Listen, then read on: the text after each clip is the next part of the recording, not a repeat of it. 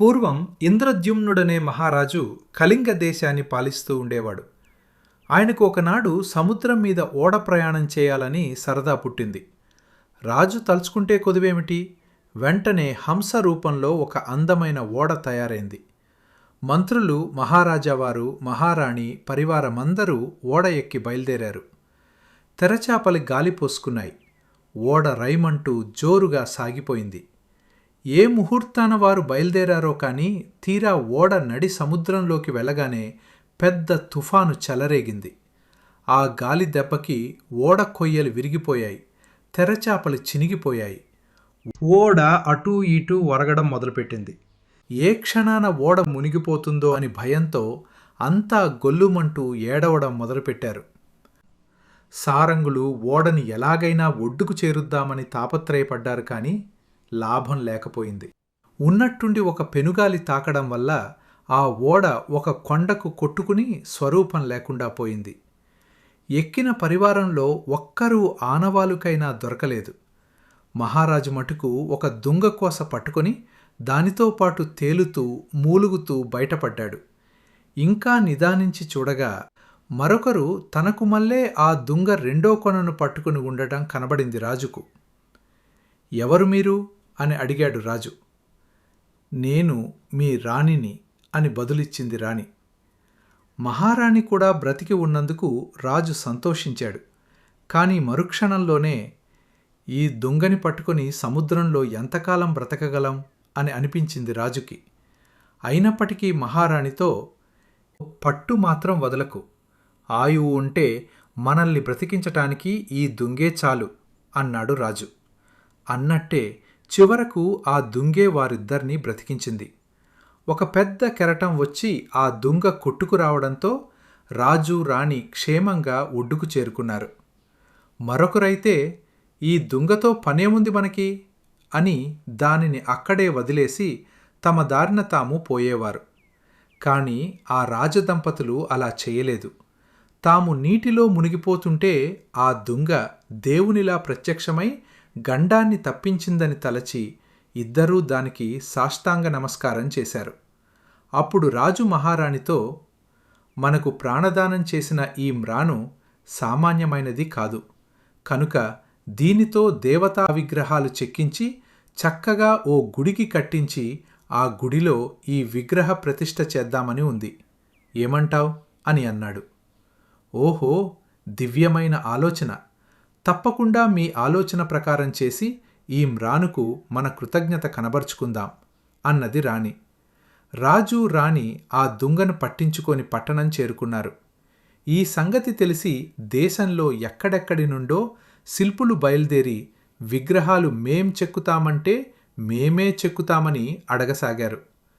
ఇంతమంది శిల్పులు వచ్చారే, వీళ్లల్లో ఎవరికిద్దామీ పని అని మహారాజు ఆలోచిస్తూ ఉండగా చిన్న కునుకు పట్టి ఆ కునుకులో ఒక కల వచ్చింది. ఆ కలలో రాజుకి దేవుడు కనబడి, ఆ మ్రాను దేవతా విగ్రహాలుగా చెక్కటానికి వచ్చిన ఈ శిల్పులు ఎవరూ తగరు. రేపు నీ సభకు ఒక శిల్పిని పంపుతాను, అతని చేతనే విగ్రహాలు చేయించు అని చెప్పి అంతర్ధానమైపోయాడు. ఆ ప్రకారమే మర్నాడు రాజ్యసభకు ఓ ముసలివాడు వచ్చి, నేను ఒక శిల్పిని, మీరు కోరిన విగ్రహాలు నేను చెక్కి పెట్టగలను అన్నాడు. కూర్చుని లేవలేని ఈ ముసలివాడు విగ్రహాలు చెక్కతాడా? వీడి మొహమని తక్కిన శిల్పులంతా గేలి చేయసాగారు. కానీ రాజుకు తెలుసుగా అసలు రహస్యం, కనుక ఆయన ఆ పనిని ముసలివానికే అప్పగించాడు. తక్కిన శిల్పులందరూ చేసేది లేక మనసులో తిట్టుకుంటూ ఎవరి దారిన వాళ్ళు పోయారు. కానీ ఈ వృద్ధుడు నా వల్ల కాదు అని కాళ్ళు సాచేస్తాడు. అప్పుడు రాజుగారు మనకు ఎలాగూ కబురు చేస్తారు కదా అని కొందరు శిల్పులు మట్టుకు ఆశ పెట్టుకుని కూర్చున్నారు. ఆ ముసలివాడు రాజుతో ఓ ఖచ్చితమైన నిర్ణయం చేసుకున్నాడు. ఈ విగ్రహాలను నేను చెక్కుతూ ఉన్నంతకాలం నా వద్దకు ఎవరూ రాకూడదు. ఒక గదిలో కూర్చుని తలుపులు మూసివేసుకొని విగ్రహాలు చెక్కుతాను. చెక్కడం పూర్తయిన వెంటనే తలుపులు తీసుకొని నా అంతట నేనే బయటకు వస్తాను. ఈలోగా ఎవరూ నన్ను పలకరించనైనా పలకరించకూడదు అని. అలాగే అని ఒప్పుకున్నాడు రాజు. విగ్రహాలు ఇంత రహస్యంగా చెక్కటం ఎందుకు? ఇంతటి పనితనానికి దిష్టి తగులుతుంది కాబోలు అని వేలాకోళం చేశారు అక్కడి శిల్పులు. ముసలివాడు ఆ మ్రాను పుచ్చుకొని తనకు చూపించిన గదిలోకి వెళ్ళి తలుపులు వేసుకున్నాడు. భోజనానికైనా బయటకు రాలేదు. వీడేం చేస్తున్నాడు చెప్పమా అని తక్కిన శిల్పులు గదిగుమ్మం వద్దకు వెళ్ళి చెవులొగ్గి విన్నారు. ఎక్కడ ఉలిచప్పుడు గాని బాడిత అలికిడి గాని వినపడనే లేదు. నిశ్శబ్దంగా ఉంది. అప్పుడు వాళ్ళు రాజుగారు వద్దకు వెళ్ళి, మహారాజా, ఆ ముసలివాడు ఏలికను మోసం చేశాడు. అర్ధరాత్రి వేళ ఎప్పుడో విలువైన ఆ మ్రాను పుచ్చుకొని పారిపోయి ఉంటాడు. లేకపోతే ఆ గదిలో మనిషి జాడైనా లేకపోవటం ఏమిటి అన్నారు. ముసలి శిల్పి మీద పూర్తి నమ్మకం గల రాజు వారిని కోప్పడిపోమన్నాడు. మరికొంతకాలం గడిచింది. ముసలి శిల్పి గది తలుపులు ఇంకా తెరవనేలేదు. ఈ పాటికి వాడు చచ్చిపోయి ఉండాలి అంటూ పరివారమంతా నూరిపోయటం వల్ల ఈసారి రాజుకు మనసు చెదిరింది. వెంటనే ముసలివాడు ఉండే గదికి వెళ్ళి శిల్పిని పిలిచాడు.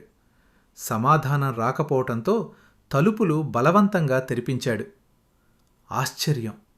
లోపల శిల్పి లేడు. కాని 2 దివ్యమైన విగ్రహాలు ఉన్నాయి. దేవుడు, దేవేరి. ఎంత అందమైనవి! కాని పాదాలు లేవు, హస్తాలు లేవు. ఏమిటి మొండి విగ్రహాలు అని ఆశ్చర్యపోయాడు రాజు. అప్పుడు ఆ బొమ్మ మాట్లాడింది. తొందరపడి తలుపులు తెరిచావు. ఇంకా కొద్ది రోజులు ఓపిక పట్టి ఉండి ఉంటే మాకు పాదాలు, హస్తాలు కూడా వచ్చేవి. నీ తొందరపాటు వల్ల మేము మొండివాళ్లమయ్యాం అంది. అప్పుడు ఇంద్రజుమ్నుడు సాష్టాంగపడి, స్వామీ, క్షమించండి. ఆ ముసలి శిల్పి ప్రాణాలు వదిలేశాడేమోనని భ్రమపడి తలుపులు తెరిపించాను. అంతకంటే వేరే ఆలోచన లేదు. ఏడి ఆ ముసలి శిల్పి ఎక్కడా అని అడిగాడు. నేనే ఆ శిల్పిని అంటూ ధ్వని నిలిచిపోయింది. అప్పుడు ఇంద్రజుమ్న మహారాజు తన తప్పిదం తెలుసుకొని చాలా విచారించాడు. ఆ తక్షణమే సముద్రం ఒడ్డున పూరీ జగన్నాథములో తనకు ఎక్కడ మ్రాను దొరికిందో అక్కడే గొప్ప ఆలయం నిర్మించి ఈ విగ్రహాలను అందులో ప్రతిష్ఠింపించాడు. అదే నేటి పూరీ జగన్నాథ ఆలయం. నేటికీ లక్షలాది మంది భక్తులు ప్రతి ఏటా మహిమగల పూరీ జగన్నాథ స్వామిని దర్శించుకుంటూ తరిస్తున్నారు.